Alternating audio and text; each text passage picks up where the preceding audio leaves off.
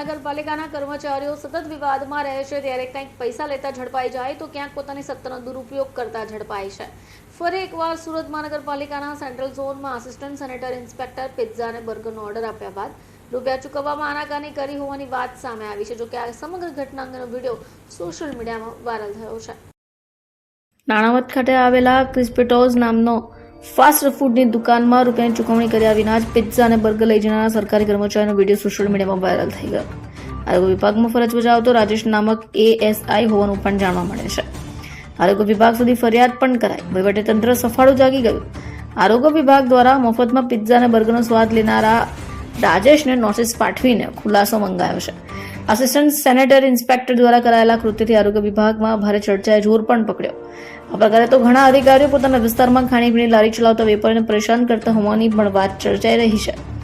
જો દુકાનમાં ખાણીપીણીને ખોરાકની તપાસ કરવાનું કહી ખાણીપીણી વસ્તુ પોતાના ઘરે લઈ જતા હોવાના આક્ષેપો થયા જ કરે છે। ડૉક્ટર કેતન ગરાસિયા, નાયબ આરોગ્ય અધિકારી, સેન્ટ્રલ ઝોન। આરોગ્ય અધિકારી બીજા ખાવતેલા ફરીમાં શું છે ઘટના? એકચ્યુઅલી 3 દિવસ પહેલાં જ્યારે સોશિયલ મીડિયા થકી વિડીયો વાયરલ થયો, જેમાં એવો ઉલ્લેખ છે કે આરોગ્ય અધિકારી દ્વારા મફતમાં પીઝા ખાવાનું, એના અનુસંધાનમાં Surat municipal corporation central zone દ્વારા તપાસ કરતાં જાણવા મળ્યું કે એક sanitary sub inspector ward number 11ના હતા।